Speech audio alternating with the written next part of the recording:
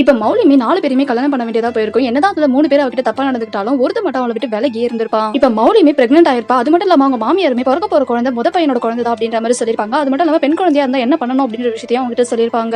இப்ப மௌலியுமே இந்த குழந்தை பொறக்கவே கூடாது அப்படின்னு சொல்லிட்டு அங்க இருக்கக்கூடிய பாய்சன் எடுத்து குடிச்சிடுறாங்க பாத்ரூம்லயே. அவளோட மாமியாருமே அவ பாய்சன் குடிச்சிருக்கத பார்த்த உடனே ஹாஸ்பிட்டல் வந்து டாக்டர் வர வச்சு பாக்குறாங்க. இப்ப அவங்களுமே அவளோட உடம்ப செக் பண்ணி பார்த்துட்டு இந்த இவங்களை காப்பாத்திட்டோம், ஆனா இவங்களோட குழந்தையை காப்பாற்ற முடியலன்னு சொல்றாங்க. அது மட்டும் இல்லாம ரெண்டாவது இவங்களால கர்ப்பமாகவும் முடியாதுன்ற விஷயத்தையும் சொல்லிட்டு போயிடுறாங்க. இதனால அவங்களுமே இதுக்கப்புறம் என்ன பண்ண போறோம்னு சொல்லிட்டு இடிஞ்சு உட்காரும் போதுதான் மௌலியுமே நீங்க என்ன நினைச்சுக்கிட்டீங்க, என்ன நீங்க நினைக்கிற மாதிரி உங்களோட எண்ணங்கள் நிறைவேறாது. அது மட்டும் இல்லாம என்னால உங்களுக்கு குழந்தையும் பெத்து கொடுக்கவும் முடியாதுன்னு சொல்றாங்க. இதை கேட்கிற அவளுக்கு இப்ப அடுத்து என்ன பண்றதுன்னு தெரியல யோசிக்கும் போது தான் அந்த அண்ணன் தம்பிகள் யோசனையும் கொடுக்குறாங்க. நம்ம சின்ன தம்பி ஒரு பையனை லவ் பண்றான், ஏன் அந்த பொண்ணை நம்ம கல்யாணம் பண்ணக்கூடாதுன்னு சொல்லிட்டு இப்ப அவங்களுமே பேசாம அந்த பொண்ணு கிட்ட பேசி கூப்பிட்டுவான்னு சொல்றாங்க. ஆனா இவனும் கிடையாது, முடியவே முடியாது, அவ வரமாட்டாங்க அப்படின்னு சொல்றான். ஆனா இது கேட்கிற அந்த அண்ணன் தம்பிகளும் இங்க பாரு, நீ மட்டும் அவளை தனியா கல்யாணம் பண்ணா என்ன நடக்கும்ன்றது உனக்கு தெரியும்லன்னு சொல்லும் போது இப்ப அவனுமே பயந்துகிட்டு சரி நான் கூட்டிட்டு வரேன் அப்படின்ற மாதிரி சொல்லிடுறான். இப்ப அந்த நேரம் மௌலியுமே அந்த பையன் கிட்ட இங்க பாரு நான் ஒரு பூஜை பண்ண போறேன், அந்த பொருட்கள் எல்லாம் வாங்கிட்டு வான்னு சொல்லிட்டு அவங்க கிட்ட கொடுத்து அனுப்புறாங்க. இப்ப இவங்களுமே அவன் என்ன பூஜை பண்ண போறாலும் தெரியலன்னு சொல்லிட்டு பயப்படுறாங்க. இப்ப மௌலியுமே 18 நாள் துர்கா தேவி பூஜை பண்ண ஆரம்பிக்கிறா. அதே சமயத்துல இந்த பையனுக்கு அந்த பொண்ணு பேசியும் முடிக்கிறாங்க. இப்ப 18வது நாள் முடியவும் போகுது. மௌலியுமே இதுக்கப்புறம் என்ன மாதிரி யாருமே கஷ்டப்படக்கூடாது அப்படின்னு சொல்லி அவங்க கணவன்கிட்டயும் ஆசீர்வாதம் வாங்கலாம்னு சொல்லிட்டு போயிட்டு அவங்களுக்கு ஆரத்தியுமே எடுப்பா. அந்த நேரம் இவங்களுமே இந்த பொண்ணு திருந்திட்டாலும் நினைச்சு சந்தோஷப்படுவாங்க. ஆனா அப்பதான் மௌலியுமே அந்த குங்குமத்துல முளக்க அப்படி கலந்து வச்சிருப்பாப்ல, அதை எடுத்து அவங்களோட கண்ணுல வீசி விட அவங்களுமே எரியுதுன்னு சொல்லி கத்துறாங்க. இப்ப அந்த பொண்ணுமே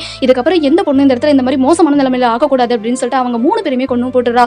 அதே நேரம் அந்த சின்ன பையனுமே இருக்க இப்படி பண்ணீங்கன்னு சொல்லி வரும்போது இங்க பாரு நீ மட்டும் தான் என்னை விட்டு விலகி இருந்த, அதனால தான் நான் இந்த மாதிரியான ஒரு காரியம் செஞ்சேன், என்ன மாதிரி இன்னொரு பொண்ணு இந்த இடத்துல வரவே கூடாதுன்னு சொல்றா. அந்த நேரம் அவங்க அம்மாவுமே என் பசங்க 3 பேருமே கொன்னுட்டேன்னு சொல்றாங்க. இப்ப போலீஸ்மே வந்து மௌலியை அரெஸ்டும் பண்ணிட்டு போயிடுறாங்க.